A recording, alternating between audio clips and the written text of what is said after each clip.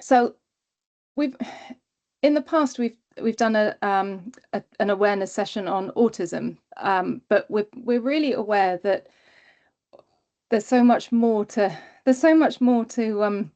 processing difficulties, and so much more to what our learning disability community are faced with, more than sort of autism alone. There's a whole range of different neurological conditions that we now realize that the adaptations and the changes that we make for autism are also really positive changes that we can make that affect and help people who have perhaps ADHD or Tourette's or processing difficulties in other ways. So it's really a name change, that the theme of trying to make everything more accessible and more inclusive. So that's really what we're about, and we're really keen for the personal bests to be as inclusive and welcoming as possible to as many people as possible. Let's see if we can. So what is neurodiversity? It's a way of saying that human brains are all different, and there are no two brains that are the same. However, there are some people whose brains work differently to the standard, or differently to the societal norm. And those are described, that group of people are described as being neurodivergent. It's not really black and white, so there's quite a lot of in between as well. But they can be, and it's saying there's not a right way and a wrong way for a brain to work. It's just that there are differences, and some differences fall a little bit further away from standard than others. When we're looking at neurodiversity, it's really described, I think, as an umbrella term, where there are a number of different types of differences that fall under that, and those differences don't all happen in isolation. So we've got autism or autistic spectrum disorder, but autistic people might also have ADHD. Autistic people may have ADHD and dyslexia, and dyspraxia. So it's sort of really saying that although there's a group of differences that fit under this neurodiversity umbrella, nothing happens on its own in isolation. That there's quite often an individual can be affected by a mixture in different proportions to a group of different conditions. So the learning disabled community, as I'm sure you know, the learning disabled community are overrepresented in having autism, ADHD, Tourette's, global processing development, or slow or delayed development of global processing, and so these are individuals who are almost by definition, everybody who comes to the personal best will be neurodivergent, because that's the group of people that we've selected for by being for learning disabilities. Now, we were really proud last year that our Winchester event, which is our sort of flagship event, became the first event in the country to be accredited with the National Autistic Society Autism Friendly Award. And we did that, we achieved that because we made some adjustments and changes to try and make the event as accessible as possible.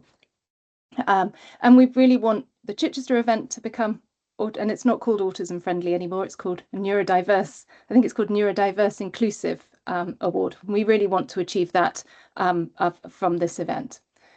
The other thing that we do to try and keep as autistic aware as possible, and to be as neuro inclusive aware as possible, is we're involved with the Autism Ambassador Scheme, which is a scheme based, I don't think it extends to Sussex, but it's based in Hampshire, where we're involved in attending training, and we give out training to individuals about autism and neurodiversity.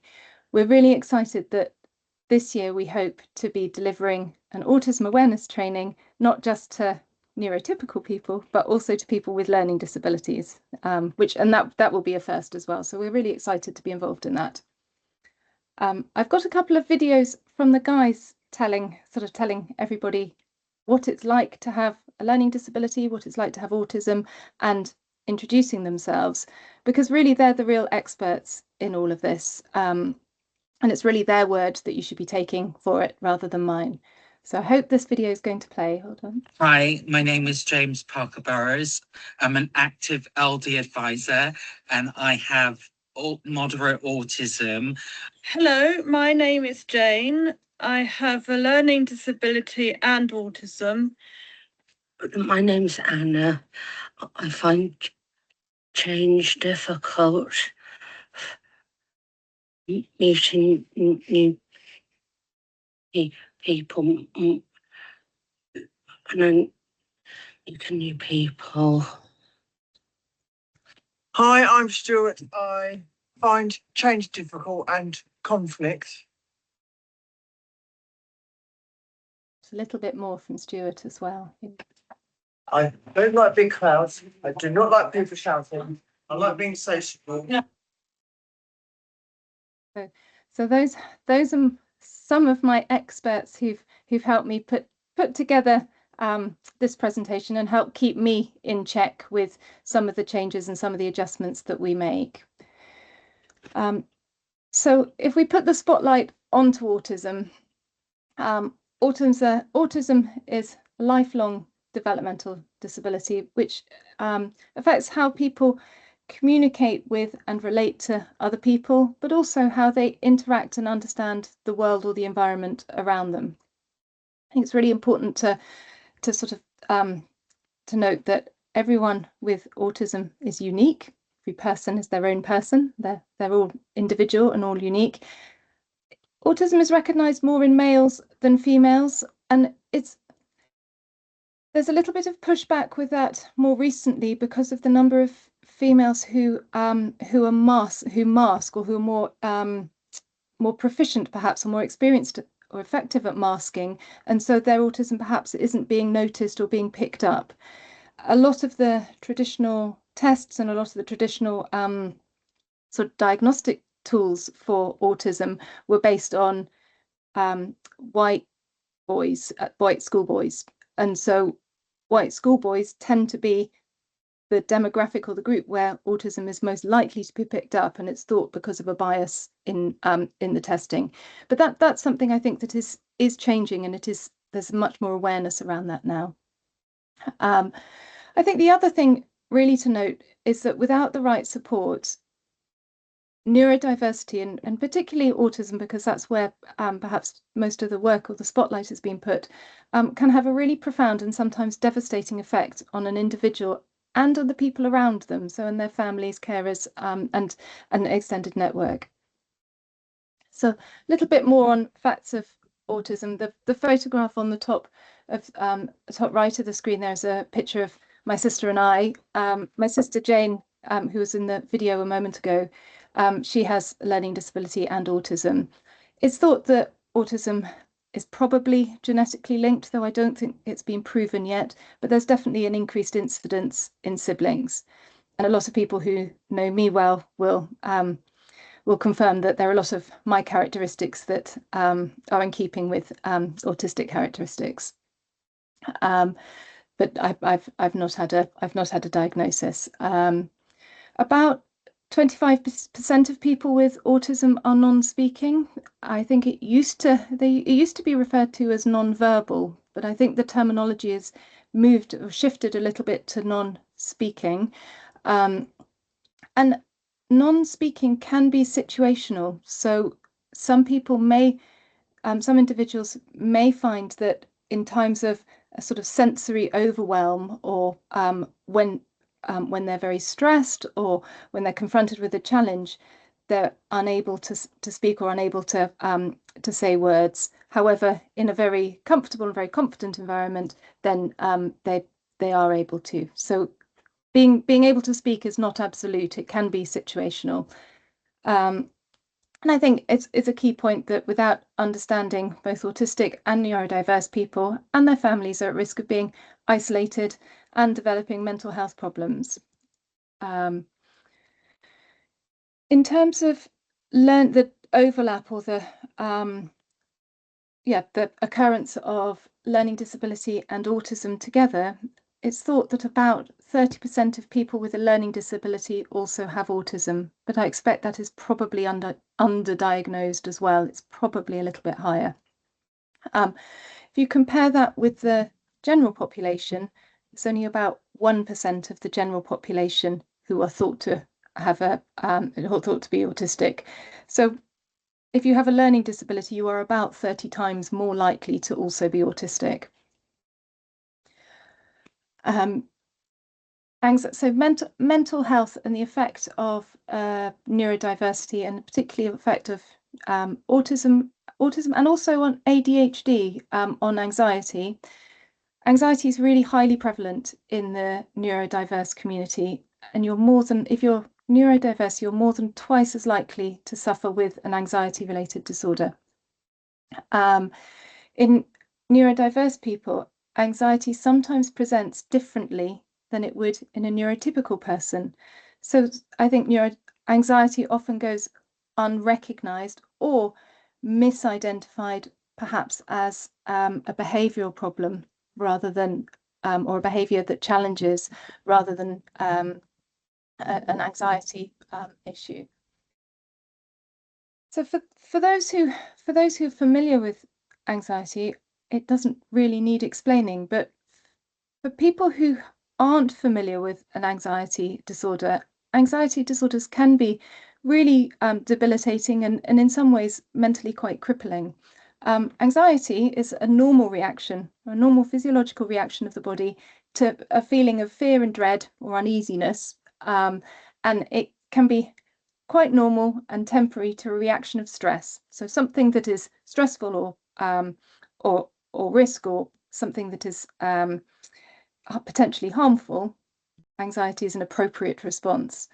But for people with anxiety disorders, the fear is not temporary, it's not proportionate, it's not often appropriate to the situation that they're fearful of, and it can be overwhelming.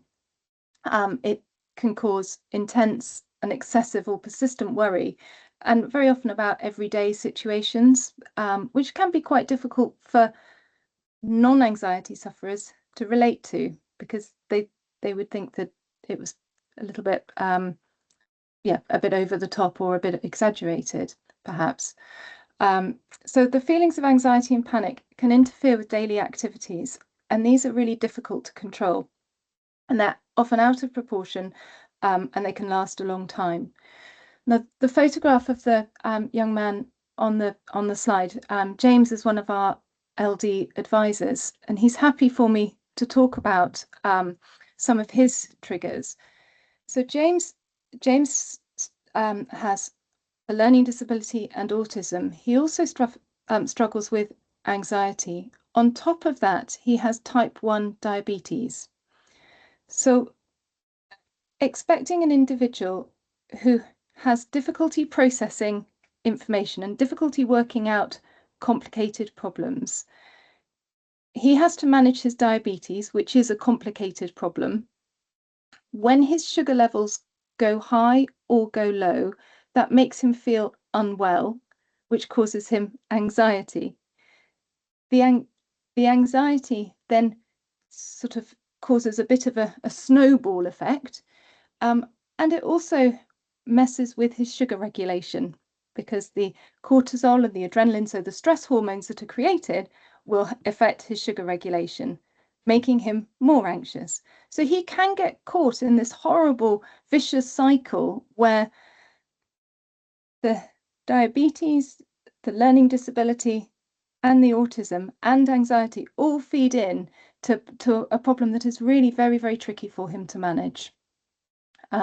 So the other reason I wanted to really highlight James and to mention it in relation to some of the other participants who'll be coming to the personal bests is a lot of people with the learning disabilities who are attending will have potentially complicated medical conditions as well that will be being managed, but a learning disability and autism or other neurodiverse condition may not be the only challenges they're facing.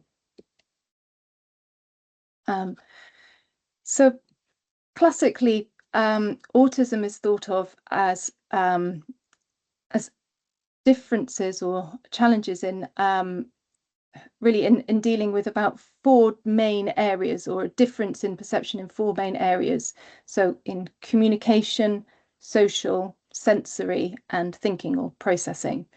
I think the guys have done a little bit of video on explaining how these affect them.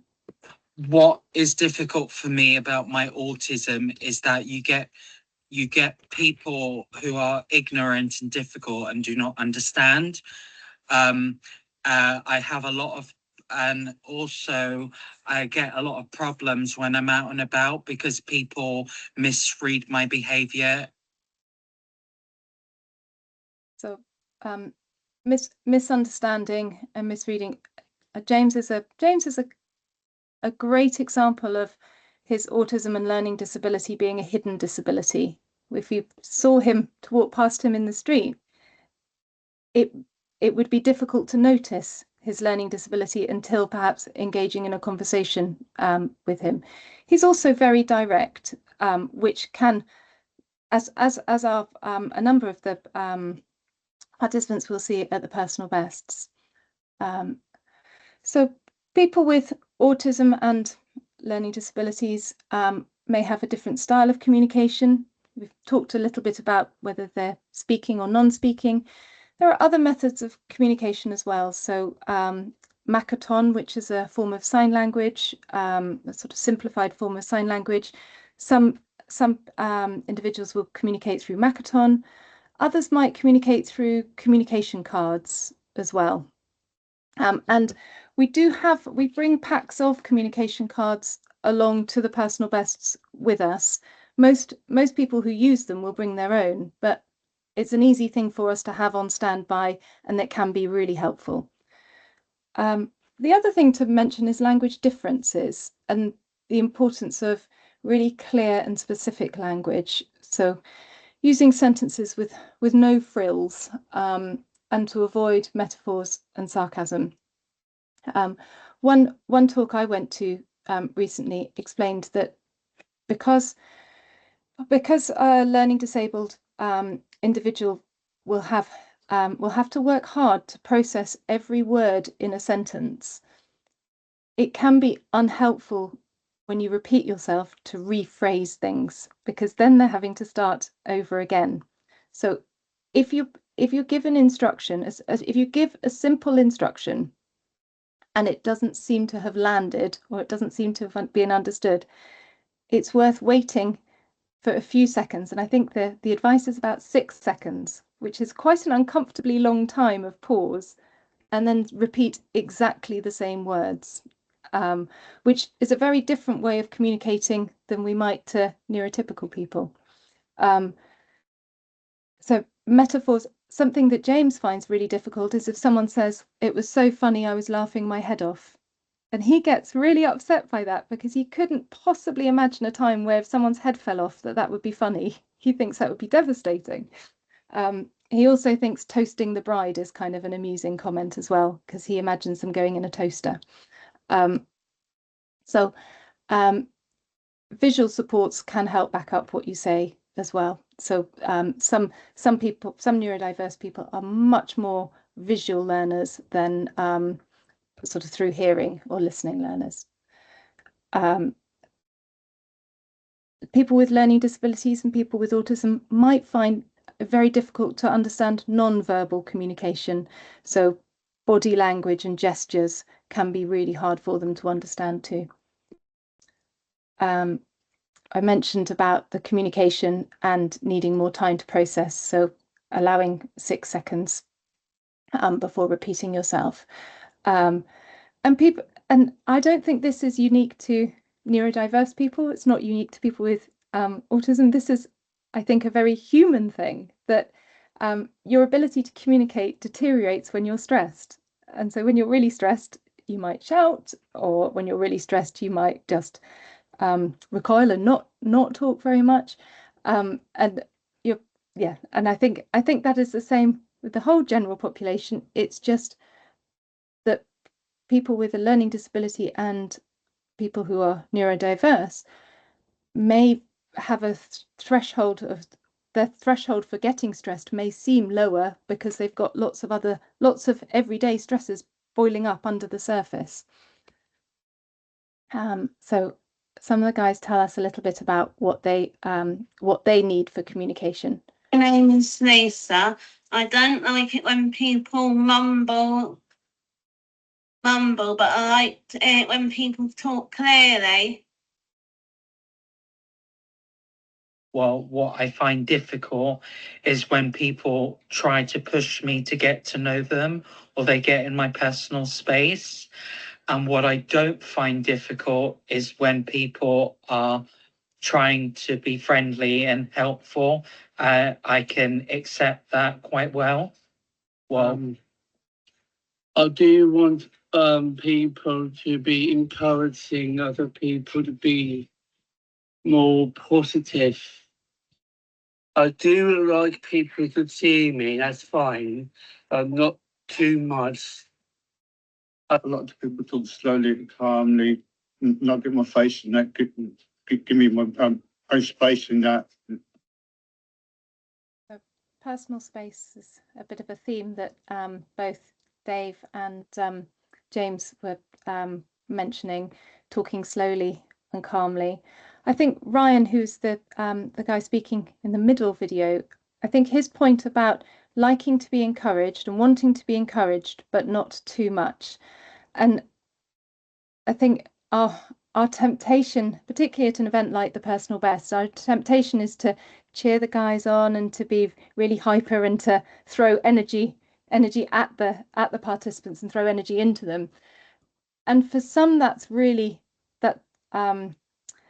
that's almost like fuel, and that's really encouraging. But for others, that can be quite a turn off. And so there is a matter of just remembering to read the room, or remembering just to sometimes more is, or sometimes less is more, or more is not more always. I mentioned a moment ago about the communication cards. So we have a stack of communication cards to particularly help the participants if they're finding it difficult to find their words. So I think these next couple of slides just mention that although people with learning disabilities and autism can have a lot of challenges, there are also a number of things that they're really good at and that are really positive. So I think this is what these videos tell us. I find friendships more difficult, and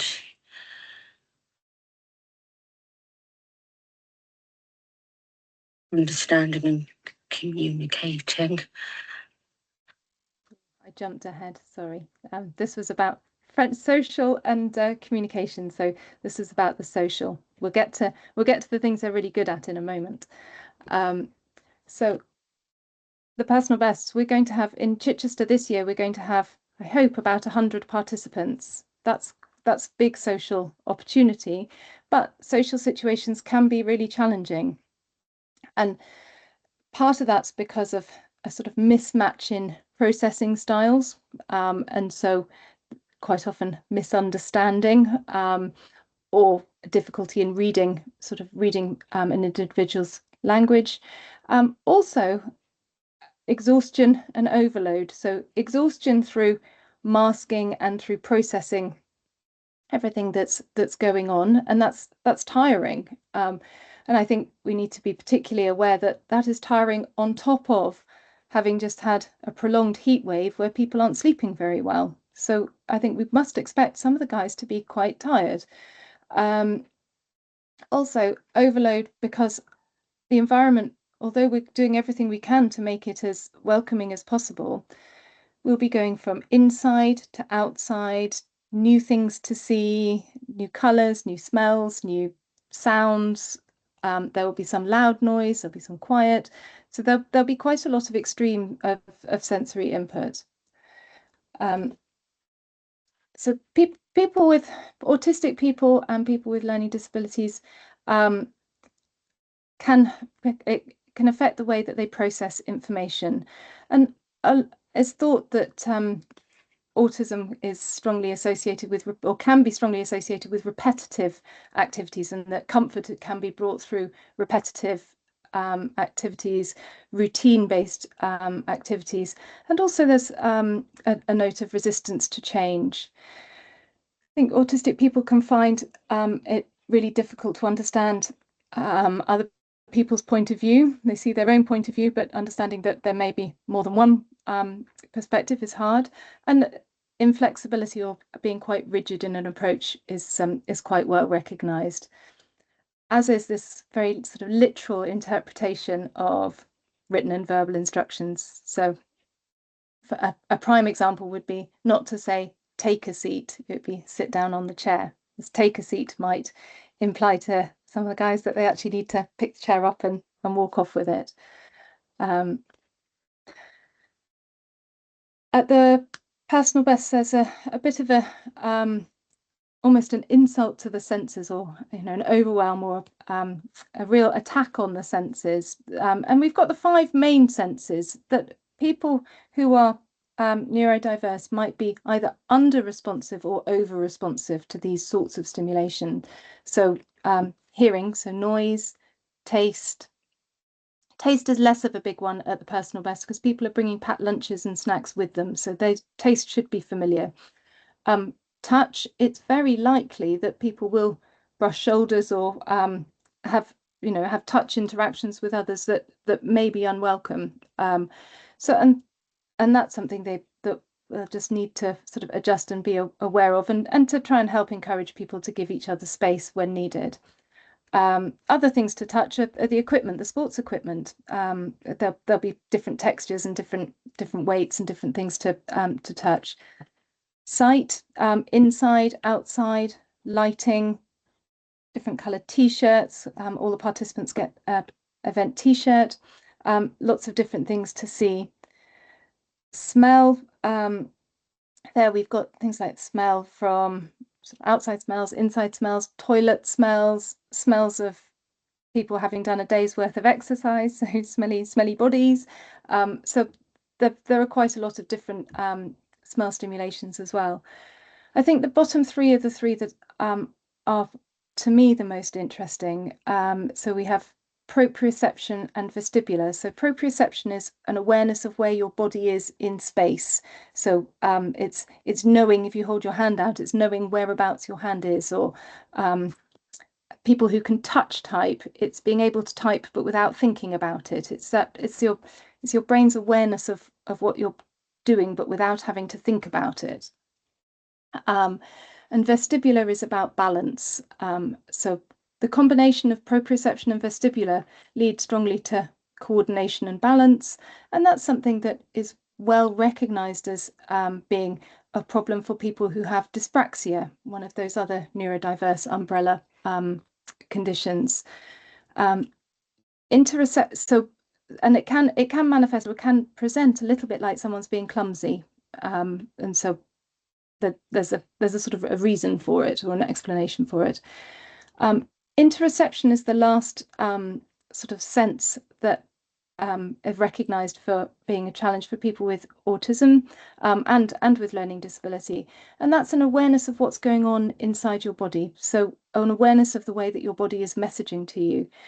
Examples of that might be whether you need the toilet, whether you're getting a headache, whether you're thirsty, whether you're hungry, whether you're in pain. And for some people, we might find that they're under responsive, and so they don't notice that they need the toilet until they're absolutely bursting, or they don't know that they're thirsty until they're really quite dehydrated.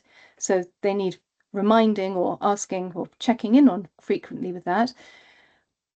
There is the other side of the coin, or the other side of the scale, where some individuals will be over responsive to that stimulation, and they'll a little bit of pain will feel like a lot, a little bit of hunger will feel like a lot. A small headache might feel really dreadful for them. And that's not them exaggerating or them being sort of a hypochondriac or them being really challenging. It's because for them that over response to sensory stimuli is very real. It's just that they're super sensitive to it. The picture there was to remind me to tell you at the personal bests, we challenge almost all of the senses, possibly with the exception of taste.